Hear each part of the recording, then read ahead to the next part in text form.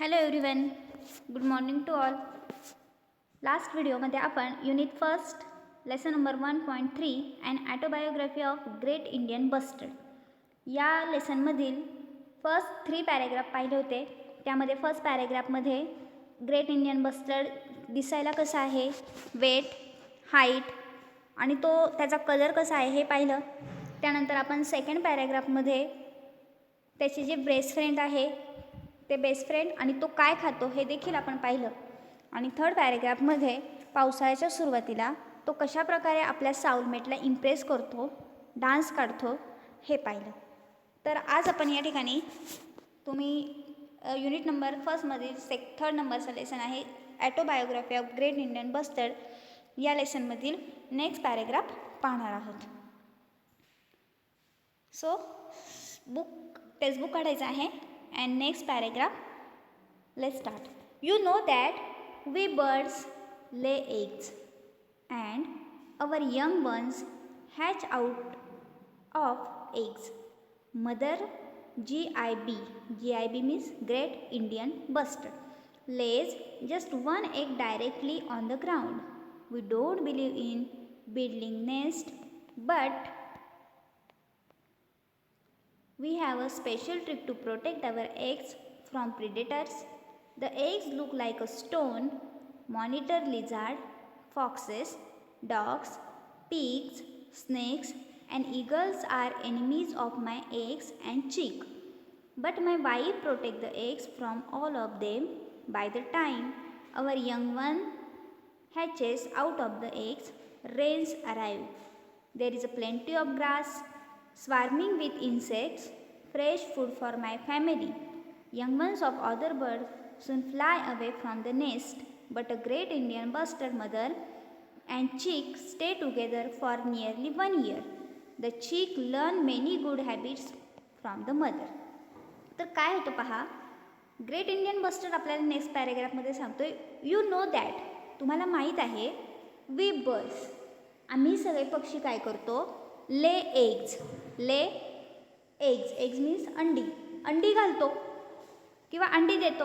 And our young once, आणि त्या अंड्यांमधून आमची जी छोटे छोटे यंग वन्स आहे, यंग वन्स पिल्लं, ही पिल्लं काय होतात, ह्या अंड्यामधून हॅच आऊट म्हणजे काही दिवसानंतर बाहेर येतात. ज्याप्रमाणे कोंबडी देखील अंडी घालते, त्या अंड्यांवरती थोडे दिवस बसते, अंडी उबवते आणि काही दिवसानंतर हॅचिंग होतं, अंड्यामधून पिल्लू बाहेर येतं. त्याचप्रमाणे ग्रेट इंडियन बस्टर्डची देखील अंडी घातल्यानंतर त्या अंड्यांमधून काही दिवसानंतर छोटी छोटी पिल्लं बाहेर येतात. मदर ग्रेट इंडियन बस्टर्ड ले just one egg directly on the ground. Mother Indian bustard काय करते की एकच एग एका वेळेस डायरेक्ट जमिनीवर घालते. म्हणजे कोंबडी जशी एका वेळेस 2-3 अंडी घालू शकते, तसं ही मदर ग्रेट इंडियन बस्टर्ड जी आहे ती एका वेळेस एकच अंडं घालते. We don't believe in building nest. आम्हाला कुणालाही घरं कशी बांधायची हे अजूनही माहीत नाही. आम्ही स्वतःचं घर कुठेही बांधलेलं नाही. चिमणी जसं स्वतःचं घर काड्या गोळा करून, गवत गोळा करून बांधते, त्याप्रमाणे ग्रेट इंडियन बस्टर्ड मात्र आपलं स्वतःचं घर बांधत नाही. But we have a special trick to support किंवा प्रोटेक्ट अवर एग्स. पण ह्या ग्रेट इंडियन बस्टर्डकडे त्याच्या पिल्लांना किंवा त्या एग्जला प्रिडेटर्स म्हणजे शिकारी लोकांपासून वाचवण्यासाठी किंवा शिकाऱ्यांपासून संरक्षण व्हावं म्हणून त्यांच्याकडे एक स्पेशल ट्रिक असते. The eggs look like a stone. Great Indian bustard असं सांगतोय की आमचे जे एग्ज आहेत ते एग्ज आम्हाला स्टोनसारखे दिसतात. स्टोन्स दगडांसारखे असतात. मॉनिटर लिझार्ड म्हणजे मोठी अशी लिझार्ड, पाल, फॉक्स कोल्हा, डॉग माहिती आहे सगळ्यांना, पिग्स डुक्कर, स्नेक्स साप अँड ईगल्स गरुड, हे सगळे कोण आहेत, आमचे एनिमीज शत्रू आहेत. आणि हे सगळेजण काय करतात, पाल, स्नेक, आमचे जे अंडी आहेत, आमचे जे एग्ज आहे हे एग्ज खाण्यासाठी किंवा त्या एग्जवर अटॅक करण्यासाठी येतात. अशा वेळेस काय होतं, but my wife protect the eggs from the all of them. पण तो ग्रेट इंडियन बस्टर्ड असं सांगतोय, माझी जी वाईफ आहे म्हणजे ह्या छोट्या पिल्लांची जी आई आहे ती काय करते, ह्या सगळ्या एनिमीजपासून आमच्या या छोट्या पिल्लांचं आणि एगचं काय करते, रक्षण करते. By the time our young one hatches out of the egg, rain arrive. आणि ज्या वेळेस ह्या अंड्यांमधून छोटी छोटी पिल्लं बाहेर येतात त्याच वेळेस नेमकी काय होते, पावसाळ्याला सुरुवात होते. म्हणजे पावसाळा ज्यावेळेस सुरू होतो त्या कालावधीमध्येच ह्या ग्रेट इंडियन बस्टरच्या अंडी जी आहे ते अंडी फुटतात आणि त्यामधून पिल्लं बाहेर येतात. There is a plenty of grass. पावसाळा असल्यामुळे सगळीकडे सुंदर असं गवत वाढलेलं असतं, हिरवगार. Swarming with insect. आणि ह्या गवतामध्ये गवत असल्यामुळे छोटे छोटे किडे देखील भरपूर प्रमाणात आपल्याला पाहायला मिळतात. Fresh food for my family. आणि ग्रेट इंडियन बस्टर्ड असं म्हणतो आहे की माझ्या या छोट्या पिल्लांसाठीच हे काय असतं, एकदम फ्रेश फूड असतं. माझ्या या छोट्या पिल्लांसाठी हे जे इन्सेक्ट आहे, हे जे गवत आहे, हे ते काय करतात, ही छोटी छोटी पिल्लं खातात. Young ones of other birds soon fly away from the nest, but a great Indian bustard mother and chick stay together for nearly 1 year. बाकीची जी पक्षी आहेत त्या पक्ष्यांची पिल्लं काय होतात, जेव्हा ती उडायला शिकतात, ती उडायला शिकेपर्यंत ते घरट्यामध्ये राहतात, पण त्यांची आई मात्र दाना पाणी गोळा करण्यासाठी उडून जाते. आणि ही पिल्लं देखील थोड्या दिवसात उडायला आल्यानंतर त्या ठिकाणावरून उडून आपला दाना पाणी गोळा करायला निघून जातात. पण ग्रेट इंडियन बस्टर्ड जे मात्र काय करतात, त्यांची आई आणि ती छोटी छोटी पिल्लं, चिक म्हणजे छोटी पक्ष्याची पिल्लं काय करतात, 1 वर्ष ही आई आपल्या पिल्लांना सोडत नाही किंवा आपल्या पिल्लांना आपल्यापासून दूर देखील जाऊन देत नाही. 1 वर्ष ती पूर्णपणे त्या पिल्लांची काळजी घेते. The chick learn many good habits from the mother. ह्या 1 वर्षाच्या काळामध्ये ही छोटी पिल्लं त्यांच्या आईकडून, त्यांच्या मम्मीकडून खूप चांगल्या चांगल्या गुड हॅबिट्स शिकतात. जसं आपण देखील लहान असताना आपली आई आपल्याला कुठे सोडून जात नाही, आपली आई आपल्याला लहान असताना खूप छान छान गोष्टी शिकवते, गुड हॅबिट्स शिकवते. तसंच ही ग्रेट इंडियन बस्टर्ड जे आहे ते सुद्धा आपल्या पिल्लांना 1 वर्ष आपल्याजवळ ठेवतात आणि ह्या 1 वर्षाच्या कालावधीमध्ये ते आपल्या पिल्लांना खूप छान छान गोष्टी शिकवतात. You may have heard about a great human friend of ours, Dr. Salim Ali.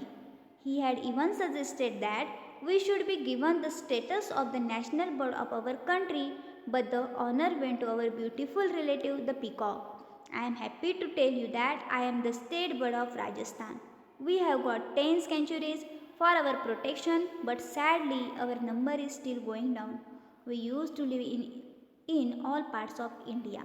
त्यानंतर तो ग्रेट इंडियन बस्टर सांगतो की आमची पिल्लं जन्माला येतात, आई त्यांच्याबरोबर 1 वर्षापर्यंत राहते. पुढे गेल्यानंतर तो काय म्हणतोय की यू मे हॅव हर्ड. तुम्ही ऐकलंच असेल. कुणाबद्दल ऐकलं असेल? A great human friend. Human मानवी, आमचा एक मित्र आहे. तुमच्यासारखाच, म्हणजे तुम्हाला जसे फ्रेंड असतात तसं तुमच्यातलाच एक व्यक्ती आमचा मित्र आहे, आमचा फ्रेंड आहे आणि त्यांचे नाव आहे डॉक्टर सलीम अली. आता तुम्हाला मी सांगते की डॉक्टर सलीम अली जे आहेत हे खूप मोठे पक्षीतज्ञ आहेत. म्हणजे त्यांनी आत्तापर्यंत वर्ल्डमध्ये, जगामध्ये जेवढे काही बर्ड्स आहेत त्या सगळ्या बर्ड्सचा त्यांनी सखोल पद्धतीने अभ्यास केलेला आहे. प्रत्येक पक्ष्याची, प्रत्येक बर्डची त्यांना खूप चांगली इन्फॉर्मेशन आहे. असे हे डॉक्टर सलीम अली कोण आहेत? आमचे फ्रेंड आहेत. He had even suggested. तो ग्रेट इंडियन बस्टर सांगतो की डॉक्टर सलीम अली देखील म्हणत होते किंवा त्यांनी असं सजेस्ट केलं होतं, we should be given the status of national bird. Salim अलींना असं वाटत होतं, डॉक्टर सलीम अलींना, की मला काय करावं, आपल्या ह्या इंडियाचा स्टेट बर्ड करावं. आता सध्या आपल्या इंडियाचा जो स्टेट बर्ड आहे तो आहे पिकॉक. पण त्यावेळेस डॉक्टर सलीम अली असं म्हणत होते की तुम्ही काय करा, ग्रेट इंडियन बस्टर्डलाच इंडियाचा नॅशनल बर्ड म्हणून त्याला ऑनर द्या. But the honour went to the our beautiful relative peacock. पण ग्रेट इंडियन बस्टर सांगते की मला काही वाईट वाटत नाही आहे. हा जो ऑनर आहे किंवा हा जो मान आहे तो कुणाला मिळालेला आहे, नॅशनल बर्ड होण्याचा? आमचे ब्युटिफुल रिलेटिव्ह, माझेच नातेवाईक आहे आणि ते आहे पिकॉक. पिकॉक कोण आहे? सध्या इंडियाचा नॅशनल बर्ड आहे. I am happy to tell you that I am the state bird of Rajasthan. Great Indian bustard सांगतोय की मला खूप छान वाटतंय किंवा मी हॅप्पी आहे. मी आत्ता सध्या कोण आहे? राजस्थानचा बर्ड आहे. मी पहिल्याच व्हिडिओमध्ये सांगितलं होतं की आपला देखील स्टेट बर्ड आहे, कबुतराच्या जातीतला हारावत नावाचा पक्षी. तसंच राजस्थानचा देखील एक स्टेट बर्ड आहे आणि तो स्टेट बर्ड आहे ग्रेट इंडियन बस्टर्ड.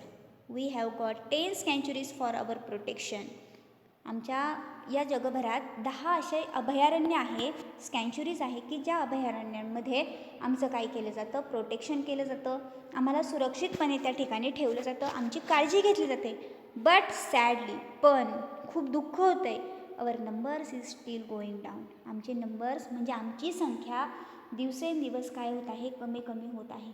आता तसं पाहायला गेलं तर ह्या इलेक्ट्रिक्स वायरमुळे किंवा बाकीच्या पोल्युशनमुळे चिमण्यांची संख्या देखील कमी होत चाललेली आहे. काही कालांतराने अशी कंडिशन येईल की आपल्याला चिमण्यासुद्धा पाहायला मिळणार नाही. आत्तासुद्धा ग्रेट इंडियन बस्टर्ड आता मला वाटत नाही की आपल्यापैकी कुणी पाहिलं असेल. आपण पिक्चरमध्येच पाहतोय वाघांची संख्या दिवसेंदिवस कमी होत चाललेली आहे. तसंच ह्या ग्रेट इंडियन बस्टरची संख्या देखील दिवसेंदिवस कमी होत चाललेली आहे. We use to live in all parts of India. आम्ही इंडियाच्या सगळ्या पार्ट्समध्ये तुम्हाला पाहायला मिळतो.